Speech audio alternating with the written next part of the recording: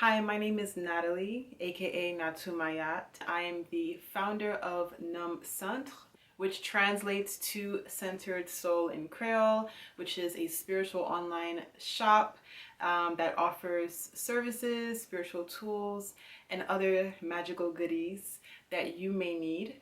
At this time, I'm going to be sharing some excerpts from my newly released book, Moving Prayers, 22 Petitions and Rituals for the Magical Novice. My book can be found on Amazon.com as well as Ko-Fi, which the link will be in the description below. And Ko-Fi is specifically for those who do not have access to Amazon, and also those who want to use their PayPal accounts. I wanted to give other users an option if they did not want to purchase through Amazon. Just a little FYI, if you purchase through Amazon, you will be getting the copy directly from Amazon. But if you get the book through Ko-Fi, you will be getting the book directly from me. All proceeds would go to me. And I will be adding my magical touch to the copy. So just a little FYI.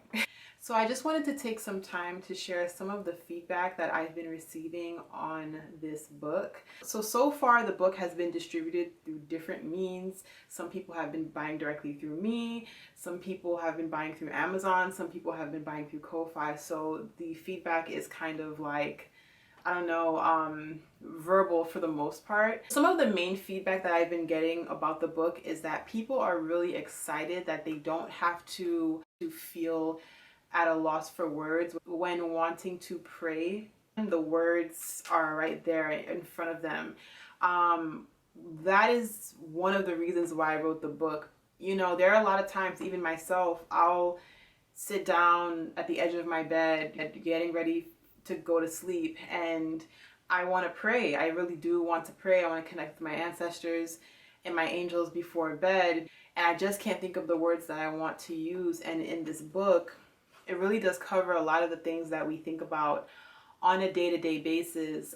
There are prayers in here that can help you to connect with your inner confidence. There are prayers in here that help you to connect with abundance, real abundance. There are prayers in here that help to connect you with your inner child and protection, and connecting with your own inner divine feminine or your own inner divine masculine energy. There are prayers in here that help you to connect to your ancestors, or for you to start your path in uncovering your spiritual lineage, which is a whole other divine pathway and or rabbit hole. So this book really is a helping hand. It's not a joke. And again, in addition to the prayers, I include candles that you can light, which colored candles you can light in conjunction with the prayer that's written in each section of the book. As I've mentioned in the announcement video, there are crystals that you could work with. There are archangels that you can call upon. There are certain actions that you can partake in. There are moon phases that you can work with as well. All are different elements of energy that helps to propel the intention that you are trying to push forward. Once again, if you are interested in manifestation, or if you're not even at that level yet and you just kind of want a book that doesn't have any ties with any religious structures, but that is mainly dealing with metaphysical, spiritual, foundational, primordial principles, you definitely will want to get your hands on this book. Again, this is a book that helps you take baby steps. There's no pressure here. You take it at your own pace. If you want to start with the prayers, you can. If you want to go all out and do each intention in using working with the candles, working with the crystals and the actions and all of that, you can do that as well. I took a lot of care in ensuring that every intention that I spoke on is in alignment with universal law. You know, this is really big to me. I'm a Libra. I am very much an advocate of just harmony and balance, and you never want to start an intention that's going to then cause more problems down the line. You want to put forth intentions that are going to benefit you and that are also respectful of the forces of nature that are around you as well. Okay?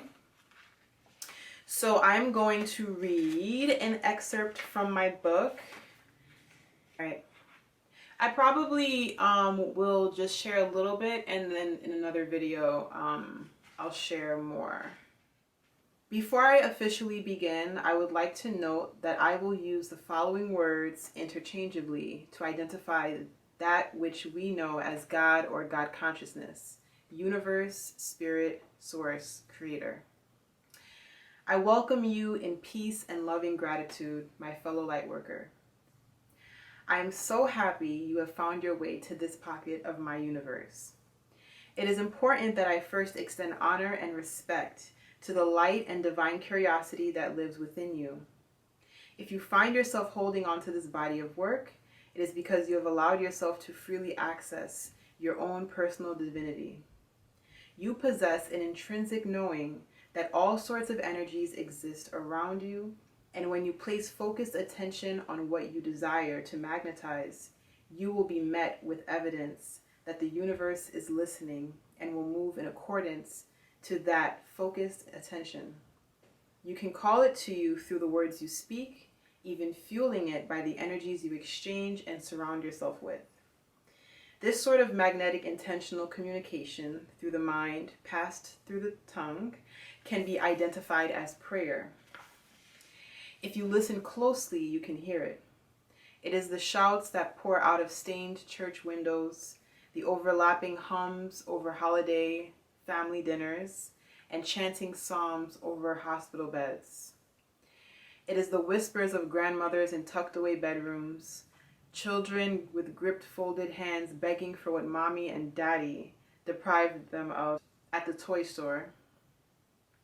Tearful petitions over melting candles, and merciless cries of revolution over roaring fires in secret wood sanctuaries. This is how we have communicated with what lies within and around us to receive what it is that we need. The social construct versus alignment. People across all cultures have cultivated various systems and pathways that have facilitated the seeds of thought to be manifested. However, as time has passed, I feel as though the integrity of prayer and manifestation have been disjointed and altered. For far too long, prayer has lived under the shadow identity of myth and fantasy, and not something that can be looked at as metaphysical in nature. Despite this mainstream outlook, current times have seemed to present a sort of cosmic revival, revealing glimpses of slowly shifting perspectives through a much deeper, dare I say, primordial etheric lens. Words like manifestation, attract, and affirmations are commonly being used nowadays. Despite this collective shift, many are only allowing themselves to scratch the surface. What I have noticed in our current day society are many delays and distractions that aim to slow organic spiritual alignment from taking place. There are certain layers of ourselves that are yearning to move up in resonance mentally and spiritually. However, there are current power structures who depend on our instability to fuel their power banks. If we were to collectively operate in alignment with the divine cadence of the universe, if we were to collectively operate in alignment with the divine cadence of the universe, that which is upholding any false paradigms would instantly disintegrate. I will not dive too deeply into the rabbit holes of what lives behind socio-political veils of spiritual stagnancy. However, I think it is extremely important to address. There are forces outside of you that do not want you to know what your cosmic positioning and connection with the universe is. Simply put, these distractions work through the faculties of your own mind to instill a sort of fear and judgment or societal rejection that keeps you from embarking down unbeaten pathways that have been designated just for you. The templates of life that have been served to you through chow lines that are being advertised as Michelin star restaurants are stale crumbs compared to the infinitely abundant pathways the Creator has planted in the garden of your soul. When you come into this knowing, it is only then you will be able to follow the natural rhythms of your soul's blueprint into onward growth and evolution. So this is just some of my thoughts that I share at the top of the book. The book is mainly prayers and rituals, but I do share my thoughts, and I have to share my thoughts because I think it needs to be understood where I'm coming from with these prayers. Many times people are a bit confused, especially those who are not really like in the spiritual community or well versed on certain things.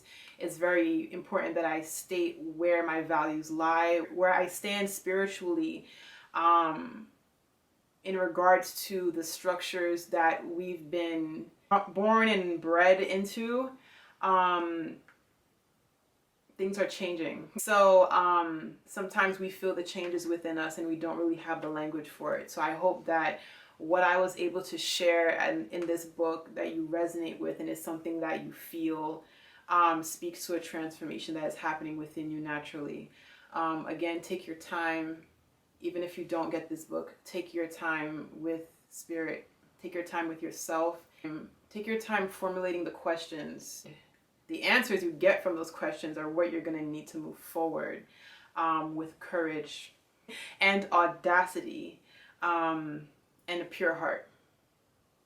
And so many blessings and abundance will fall upon you. Oof. All right, guys, this is feeling very powerful. I'm really, really excited for those who are going to get a copy of this book. If you ended up getting the book and you have any questions, feel free to contact me. All of my contact information is in the description, and I really, really appreciate you for taking the time to listen to what I have to share to the collective, and I'm so grateful. And I'll see you guys in the next video. All right, peace.